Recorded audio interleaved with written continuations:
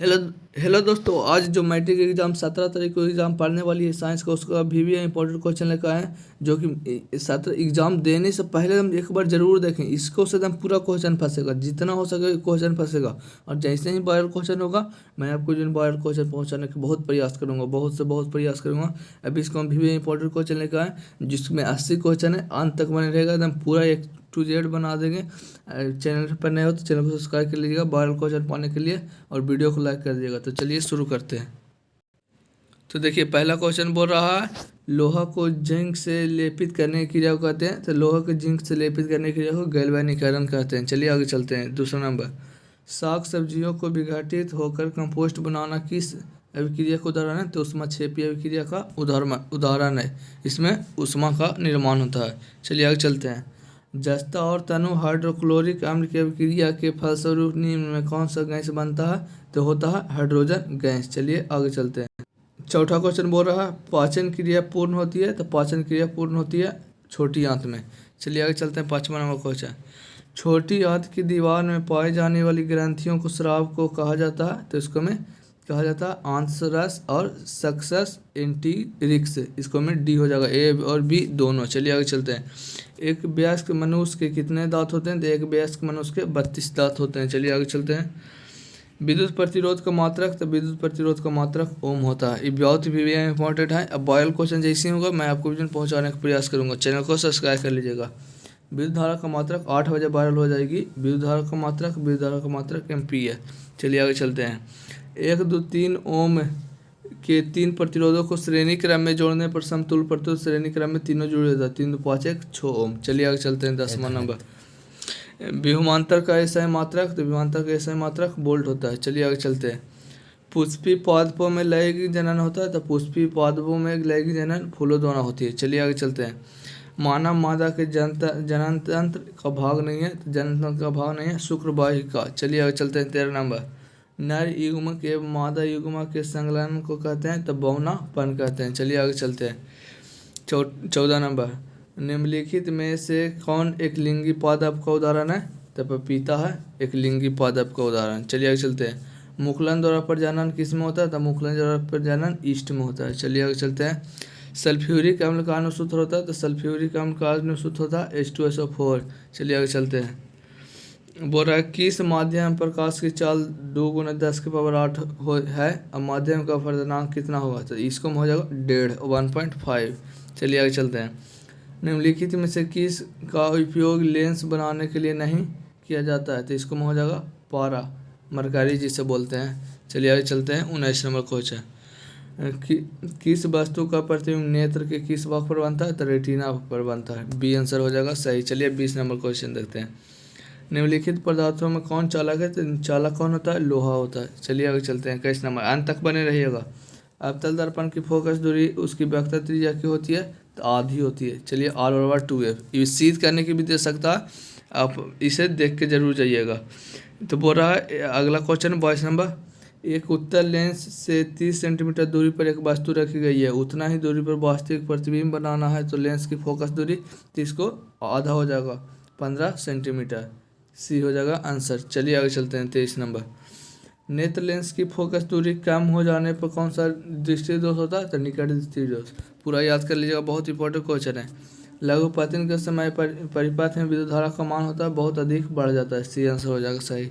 चलिए 25 नंबर, निम्नलिखित में कौन सा पद विद्युत परिपथ में विद्युत शक्ति को निरूपित नहीं करता? तो IR² नहीं निरूपित कर। चलिए आगे चलते हैं। 26 नंबर, अभिनेत्र लेंस की फोकस दूरी में परिवर्तन किया जाता है? तो पचमाही मांसपेशिया द्वारा। चलिए आगे चलते हैं।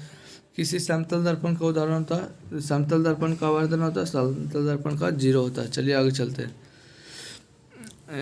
बोल रहा है मोटर गाड़ी के साइड मिरर के रूप में होता है? तो मोटर गाड़ी के साइड मिरर उत्तल दर्पण का होता है। चलिए आगे चलते हैं। पेंसिल बनाने में कार्बन के किस अपरूप का उपयोग किया जाता है? तो ग्रेफाइट का उपयोग किया जाता है। सी हो जाएगा आंसर सही। चलिए आगे चलते हैं।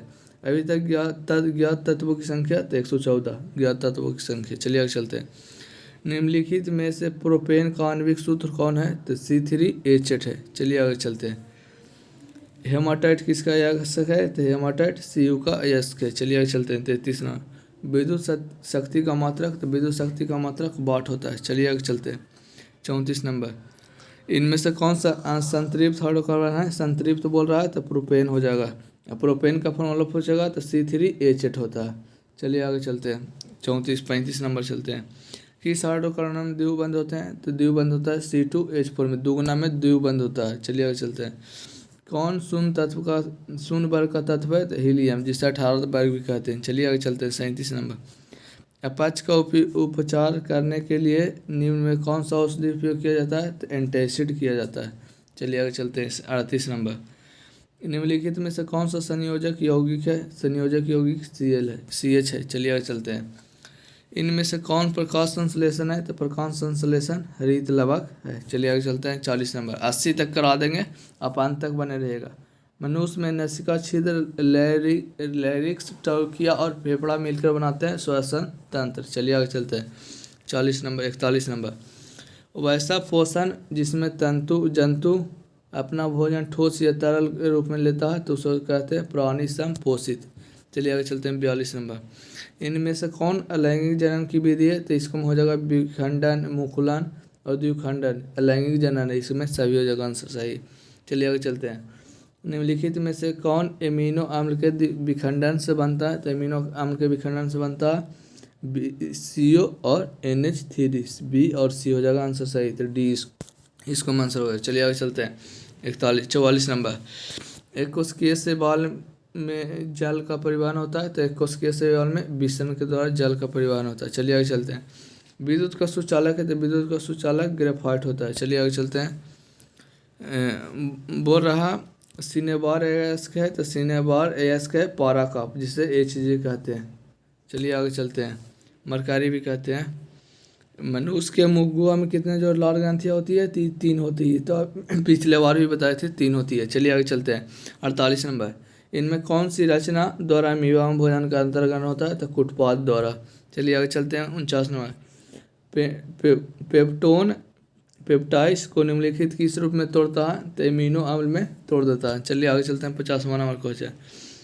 कोशिका के किस भाग में सजीवों के सारे गुण विद्यमान रहते हैं? तो जीव द्रव में सारे गुण विद्यमान रहते हैं। चलिए आगे चलते हैं, 51 नंबर। निम्नलिखित में से किस छिद्र द्वारा ग्रसनली से जुड़ी होती है? तो निगल द्वारा। चलिए आगे चलते हैं, 52। निम्न में से कौन बायोगैस ईंधन का स्रोत नहीं है? तो नाभिकीय ऊर्जा बायोगैस ईंधन का स्रोत नहीं है। चलिए आगे चलते हैं। ग्लोबल वार्मिंग के लिए उत्तरदायी है, तो ग्लोबल वार्मिंग के लिए उत्तरदायी है CO2। चलिए आगे चलते हैं। सूर्य और तरह का विशाल ऊर्जा के स्रोत है, तो नाभिकीय संलयन। चलिए आगे चलते हैं, 55 नंबर क्वेश्चन। अगर वीडियो पसंद आए तो वीडियो को लाइक कीजिए, अंत तक बने रहिएगा। बोरा नाभिकीय विखंडन से नियंत्रित करने से प्रयुक्त होता है कैडमियम की छड़। चलिए आगे चलते हैं, 56 नंबर। किसी नाभिकीय विखंडन में मुक्त ऊर्जा होता है, तो मुक्त ऊर्जा होती है 200 मेगावाट। चलिए आगे चलते हैं, 57 नंबर क्वेश्चन। ऊर्जा का सबसे अधिक प्रत्यक्ष विशाल स्रोत सूर्य। चलिए आगे चलते हैं, 58 नंबर। बक्सानुमा और सौर कुंभ में 3 से 4 घंटे अंदर का ताप होता है, तो अंदर का ताप होता है 100 डिग्री से 140 डिग्री सेल्सियस। चलिए आगे चलते हैं। पवनों का देश कहा जाता है, तो पवनों का देश डेनमार्क को कहा जाता है। चलिए आगे चलते हैं। पवन विद्युत जनयंत्र में पवन की चाल कम से कम कितनी होनी चाहिए? तो 15 किलोमीटर पर आवर। चलिए आगे चलते हैं, 61 नंबर। जीवाश्म ईंधन का उदाहरण से जीवाश्म ईंधन का उदाहरण कोयला, लकड़ी, गोबर गैस, इसको में सभी हो जाएगा। चलिए आगे चलते हैं। लिटमस विलयन जो बैंगनी रंग का रंजक होता है, यह किस पदार्थ का बना होता है? तो लीचेन का बना होता है। चलिए आगे चलते हैं, 63 नंबर। निम्नलिखित में से कौन सूचक की तरह इस्तेमाल नहीं किया जाता सकता? तो मूली। चलिए आगे चलते हैं, 65 नंबर क्वेश्चन।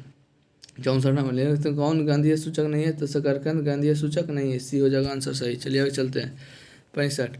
निम्नलिखित में से कौन द्विक्षारकीय अम्ल है? तो द्विक्षारकीय H2SO4 है। चलिए आगे चलते हैं। पोटासियम होते हैं, तो पोटासियम होते हैं एक द्विक लवण। चलिए इसको वीडियो के इतने तक छोड़ते हैं। अगर मैथ का आपका चाहिए वायरल क्वेश्चन तो बोलिएगा, कमेंट कीजिएगा। और वायरल क्वेश्चन साइंस का भी चाहिए तो वायरल क्वेश्चन साइंस लिखेगा, मैथ का चाहिए तो मैथ लिखेगा। हम आपको विजन पहुंचाने का पूरी कोशिश करूंगा। 8 बजे से इसे वायरल होने की आई है न्यूज़, तो 8 बजे वायरल होगी, मैं तुमको आपको विजन तुरंत पहुंचा दूंगा। अंत तक देखने के लिए धन्यवाद। चैनल को सब्सक्राइब कर लीजिएगा पाने के लिए। चलिए अंत करते हैं।